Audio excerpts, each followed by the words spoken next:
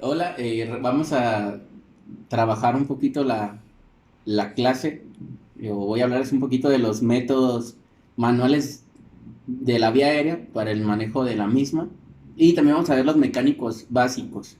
Es importante destacar que estos métodos son temporales, debido a que lo único que yo empleo, como su nombre lo indica, son las manos. Es decir, si yo retiro mis manos del paciente, la vía aérea va a volver a ocluirse. Vamos a iniciar con nuestro primer método y primero identificando las estructuras anatómicas de la vía aérea. Ahorita vamos a enfocarnos mucho solo en la vía aérea superior, que los métodos manuales y mecánicos básicos involucran solo el manejo de la vía aérea superior. Como estructura anatómica de gran relevancia vamos a tomar la nasofaringe, la orofaringe o cavidad oral, posteriormente la hipofaringe, y ahí vamos a anotar donde apunta la flechita, la epiglotis, que es la que se encarga de la división, ya sea la división gástrica y la división respiratoria. La parte más importante, como en el dibujo está pautado, pues es la lengua. La primera causa de obstrucción en el paciente inconsciente, su propia lengua. De ahí que tiende a hacer algunos sonidos que para la gente tienden a ser muy aparatosos, y de ahí de gran importancia que tú sepas manejar o controlar la vía aérea en el paciente. La base de la lengua, vallécula, de gran importancia porque ahí es donde se apoya ya sea tu laringoscopio o es ahí el punto donde llega tu cánula orofaringea. Vamos a iniciar con nuestro primer método. El primer método que ustedes están viendo es el método de hiperextensión o elevación del mentón. Ahí va otra vez para que lo puedan observar. Es que se regrese. Ahí está. ¿Dónde? ¿En qué consiste este método? Bueno, tu primera mano, que regularmente es la izquierda para los que somos diestros, va en la parte o va en el frontal de mi paciente, y mi segunda mano va a ir localizada en el maxilar inferior. Hay alguna otra bibliografía, inclusive algunos libros, donde aconsejan que se introduzca tu dedo pulgar en la cavidad oral del paciente, es decir, que tu dedo sea apoyado en los dientes. Involucra mucho riesgo, yo propiamente aconsejo que no se efectúe, y la maniobra es muy sencilla, solo es modificar el ángulo de la vía aérea y así permeabilizo de manera temporal a mi paciente, ¿no? Ahí vamos a anotarlo. Nomás dicen que quiera la compu, ¿va? Y ya se trabó. Y ya no va a querer, pero sí lo alcanzaron a ver. A ver, vamos a ver si otra vez quiere. Bien. Ahí está. ¿Ah? Ahí está el cambio de inclinación. Va un poquito muy rápido. Ahí está. Y aperturo la vía aérea. ¿Ah? Y vamos con nuestro siguiente método, que es un método doloroso. Ojo con eso. Este método solo se tiene que emplear para pacientes inconscientes de preferencia. ¿Sí? No intenten hacerlo en un paciente consciente, ya que genera mucho dolor, y es la luxación mandibular. Ahí en el video estoy marcando yo el epicóndilo mandibular, ángulo mandibular, en el cual nuestros dedos pulgares se verán apoyados, es decir, ubico el epicóndilo mandibular en el paciente y ahí apoyo mi pulgar. Como su nombre lo indica, subluxación mandibular es sacar la mandíbula de su ubicación anatómica ordinaria, que es el mastoides. De aquí necesito yo subluxar a ese paciente para manejar la vía aérea. Al yo aplicar esta técnica, la lengua va a protuir. Ahí estoy yo marcando el epicóndilo mandibular en el paciente. Lo voy a posicionar, empujo el movimiento hacia arriba y después con mis pulgares apoyo para aperturar la vía aérea. Ahí va otra vez. ¿Va? Epicóndilos mandibulares, subluxo hacia arriba y después extiendo con mis pulgares. Después de allí, en cualquiera de los dos métodos, se aconseja emplear un método mecánico en caso de que lo tengas. Si no, lo único que va a pasar es que te vas a tener que quedar subluxando la mandíbula del paciente. Y existe otra, ahí que en el dibujo, ¿va? Que no tengo, pero se lo imaginan, que es la triple maniobra modificada, que es la subluxación mandibular con control cervical. Es lo único, se aconseja las dos anteriores para pacientes que no tengan sospecha de trauma, y esta, bueno, para un paciente que tenga sospecha de trauma o alguna lesión que involucre las cervicales, cuidando precisamente eso mediante el control cervical y realizando la subluxación mandibular. Ahora sí vamos a pasar a los métodos mecánicos básicos. Métodos mecánicos básicos para el manejo de la vía aérea. Y el primer método que vamos a nosotros a emplear es la cánula orofaringia. Las cánulas orofaringias son dispositivos plásticos en forma de J, según dicen los libros, ¿verdad? Y tenemos dos tipos, dos modelos, la cánula Guedel y la cánula de Berman. La cánula Guedel, tubular, cerrada completamente, y la cánula de Berman se diferencia de esa por los orificios que ustedes pueden ver en las imágenes. Funcionan exactamente para lo mismo, lo único que el modelo es diferente. Se cree que la cánula de Berman funciona para mejorar la aspiración del paciente. Cuando yo utilice mi aspirador, en teoría tendría que salir más secreción utilizando la de Berman, aunque no es tan común que ustedes puedan ver la cánula de Berman. El color depende mucho del fabricante, así que no utilicen el código de colores como una regla. O sea, no puedes aplicar la de pásame una cánula verde, una cánula azul, porque muchos fabricantes utilizan el código de colores, pero para su marca, ¿no? Entonces no emplean específicamente la cánula Hudson, que es como la más habitual. O una cánula mexicana, podemos encontrar una cánula 30 de color azul y una cánula 110 de color azul. Entonces el código de colores no es empleado. Vamos a medirlo por milímetros. Cualquiera de las dos se mide o se calcula por milímetros y funcionan exactamente para lo mismo. Lo único es que cualquiera o estas dos se diferencian en torno a la estructura, ¿no? Al diseño nada más. ¿Cuándo voy a utilizar una cánula? ¿Cuándo voy a utilizar una cánula? Lo primerito, si voy a usar una cánula orofaringia, el paciente debe estar inconsciente. Inconsciente. Para eso voy a utilizar el lápiz. Alerta, voz, dolor e inconsciencia. Si no responde al estímulo doloroso, entonces muy probablemente esté inconsciente. Pero ojo, hay pacientes inconscientes que preservan el reflejo nauseoso. Mucho cuidado con eso. Hay pacientes inconscientes con preservación del reflejo nauseoso. También otra de las indicaciones es un paciente con una escala de Glasgow menor a 8, que ahorita, por si no se acuerdan, que es lo más seguro, ¿verdad? Vamos a poner la escala de coma de Glasgow.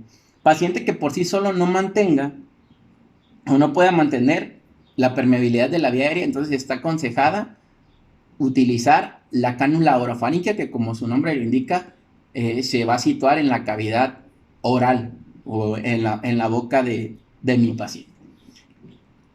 Escala de coma de Glasgow, para que no se acuerda: ocular, verbal, motor. Ocular, espontáneo 4. ¿Va? Espontáneo 4.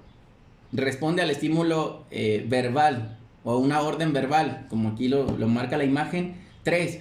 Abre los ojos, guiña, etcétera, al estímulo de dolor. 1. No responde. 1. Corrigiendo, 2 al dolor, perdón, y 1 a la no respuesta. Acá es muy sencillo: orientado, desorientado, palabras inapropiadas, sonidos incomprensibles, es decir, balbucea, y ninguna respuesta. Le vamos a otorgar valor correspondiente, como ustedes lo están viendo aquí en la imagen. Motora, obedece órdenes, localiza dolor, retira el dolor. Decortica, descerebra, que es flexión anormal. Decortica, descerebra, extensión anormal. Y si no tiene ninguna respuesta, 1. Así que el menor valor que puede tener un paciente en escala de coma de Glasgow es 3. Ni los pacientes muertos van a tener 0. Todos los pacientes van a tener por lo menos 3. De aquí que yo pueda calcular o hago mi combinación de valores y entonces determino que el paciente con escala menor de 8 de Glasgow es un candidato a yo utilizar o emplear una cánula orofaringia. ¿Cuáles son las complicaciones? ¿Cuáles son los riesgos de esta técnica? 1. La estimulación del nervio vago o el reflejo vasovagal, es decir, el paciente va a tener reflejo de deglución y ya de manera más grave, por llamarlo de alguna manera, podemos causarle arritmias al paciente. La otra, que es la más común, la broncoaspiración del paciente. El paciente tiene contenido gástrico y al yo estimular el nervio vago, el paciente va a vomitar. Y entonces vamos a tener una complicación de gran relevancia. Si el paciente tiene reflejo nauseoso, no le metas la cánula. No le metas la cánula. Daño a estructuras de la cavidad oral, ya sea dientes, ya sea lengua. Podemos causar inclusive daño en los carrillos al emplear una mala técnica en el paladar duro. La oclusión de la propia lengua, dice, cuando no se cuenta con el tamaño adecuado, que ahorita vamos a ver cómo se mide dicha cánula. Si no tienes la cánula al tamaño adecuado, no la introduzcas, porque lo único que vas a hacer es empujar la lengua y que ocluya. Y la otra es la hipoxia, que es la disminución de la cantidad de oxígeno, obviamente por la oclusión que ya está provocando la misma lengua. Bueno, vamos a seguir. Para la cánula, tenemos la otra, perdón, que es la cánula nasofaringia, que esa es de material más blando, regularmente calculada en French. Es de un material más blando y va introducida en la cavidad nasal, específicamente en la narina, que el paciente tenga más grande o que el orificio se vea más grande. Ahorita vamos a ver las técnicas de inserción o la colocación de cada una de estas. Las indicaciones. Ojo, la cánula nasofaringia sí la puedo usar aunque el paciente tenga reflejo nauseoso, siempre y cuando no tenga daño a estructura nasal o algún compromiso en la cavidad oral. Paciente con Glasgow menor a 8 puede no tener el Glasgow de 8, es decir, tener más, pero el paciente por sí no puede tener la permeabilidad de la vía aérea. ¿Cuáles son las complicaciones? Las mismas prácticamente, que es la estimulación del nervio vago, la broncoaspiración, aunque aquí es muy poco común, daño a estructuras de la cavidad nasal, o que la cánula se ocluya si el paciente tiene secreciones, ya sea sangre, ya sea moco, que cuando tú vayas introduciendo la cánula se bloquee la cánula, y una que es muy rara, pero va a ser la hipoxia. ¿Cómo selecciona el tamaño de las cánulas? Bueno, cánula orofaringia, ¿cómo selecciono el tamaño? En que se quiera revisar la cánula. ¿Cómo selecciono mi cánula orofaringia? La voy a seleccionar tomando en cuenta el óvulo del oído del paciente y el ingreso a la cavidad oral, o sea, de comisura labial a lóbulo del oído. Otra técnica puede ser de comisura labial a ángulo mandibular o epicóndilo mandibular. Cualquiera de las dos técnicas es correcta. Así es como yo voy a saber qué cánula le queda al paciente. A ver si la compu nos deja tomar ahí. Miren, ahí está, comisura labial al lóbulo del oído. Inserto mi cánula, mido mi cánula, y ahí es el tamaño adecuado del paciente. Cualquiera de las dos, la curvatura no importa. En una estoy guiando yo el ángulo mandibular y en otra estoy empleando el lóbulo del oído. Cánula nasofaringia, de cartílago alar a lóbulo del oído igual, o de cartílago alar a ángulo mandibular. Cualquiera de las dos técnicas. Ahí otra vez la cánula nasofaringia. Cánula nasofaringia de lóbulo a cartílago alar. Es un material flexible, ojo con eso. Entonces, también debe ser adecuado el tamaño del paciente. Técnicas de inserción. ¿Cómo voy a meter una cánula? Y vamos a iniciar primero con la técnica de la cánula orofaringia. Marca la bibliografía aquí, 180, 90 y técnica directa con abatelenguas. La técnica de 180 grados, yo opto por declinarla porque va a causar un daño o puede causar un daño a estructura, o que el paladar superior pueda ascender y que el paciente tenga algún traumatismo craneoencefálico y yo causarle con la cánula un daño mayor, o que tenga un deterioro del déficit neurológico por la mala inserción de la cánula orofaringe. Aunque parezca un objeto que no puede causar un daño, sí llega a provocar complicaciones en los pacientes. Bueno, la cánula de inserción a 180 grados, ahorita voy a trabajarlo con ello. La cánula de 90, que es el método más común y yo aconsejo que es el método más práctico, y la otra que es directa con la ayuda de una abatelenguas. Aquí hice mi superestructura anatómica, ¿no? Estoy simulando aquí que es la boca y mi cánula, o voy a colocar mi cánula. Esta es la técnica 180 grados, esto va a ser mi paladar superior. Imagínense que aquí están los labios y los dientes y demás. Entonces la técnica 180 grados, ¿en qué consiste? Yo inserto mi cánula a esta curvatura para después girar y empujar. ¿Ah? Va otra vez. ingresa aquí, 180, voy hacia Carrillo y hago esto, ¿no? Para que al final de cuentas la propia cánula controle la lengua. Otra vez, 180, giro y desciende. Para retirar la cánula únicamente sigo la curvatura ordinaria, ¿no? La cánula, o la técnica, perdón, de 90 grados, que esa es la más común, que es la que yo les aconsejo, lo voy a hacer de frente para que ustedes lo puedan ver, es ingreso por un carrillo, por el carrillo de la boca del paciente, y lo único que hago es girar y se introduce. Ingreso aquí de manera lateral, giro, ingreso, giro y se posiciona. ¿Hasta dónde voy a llegar? Hasta que el color o el paciente le quede como si fuese un chupón, ¿no? En la cavidad oral. Hasta ahí voy a llegar. Y la otra, que es la más sencilla, que es la técnica directa con abatelenguas. Aquí propiamente no tengo un abatelenguas, pero la técnica es abato la lengua y solo introduzco la cánula. Abato la lengua, bajo la lengua y le meto la cánula. Técnica directa. Técnica directa con abatelenguas, 90 grados y 180 grados. 180 grados. Que esta no es tan aconsejada porque puede causar daño en el paladar superior, como aquí en el modelo anatómico podría dañarse, ¿no? Puedo dañar más estructuras e inclusive puedo correr el riesgo de agravar las lesiones del paciente. Técnica 180, 90 y directo. Ahí tenemos los tipos de inserción de cánula.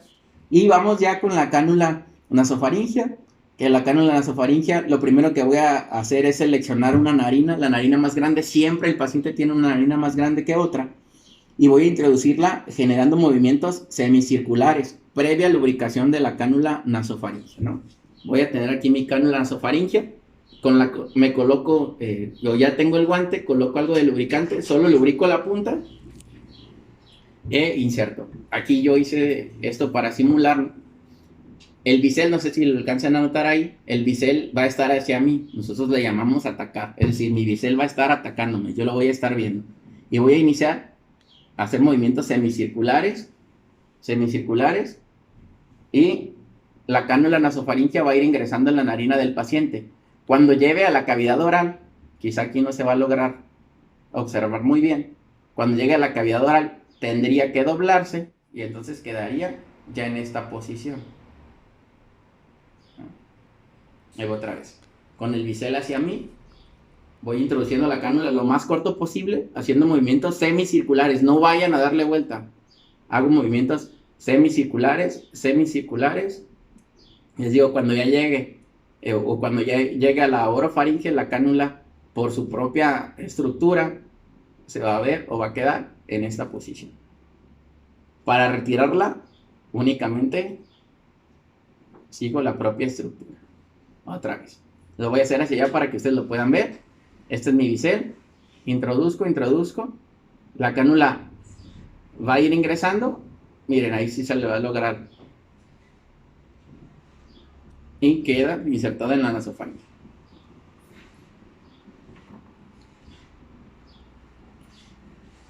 Bueno, ahorita trabajamos ya con la selección de tamaño, con la inserción de cánula orofaringea, de cánula nasofaringea, que son los métodos mecánicos básicos, y también trabajamos los métodos manuales, que es la hiperextensión o elevación del mentón y la subluxación mandibular. Más adelante vamos a estar trabajando con los métodos mecánicos avanzados, que ya se involucraría en la implementación de una mascarilla laringea, de un combitubo, de un Cobra King, etcétera, ¿no? Que vamos a ir trabajando conforme vayamos avanzando en el grupo.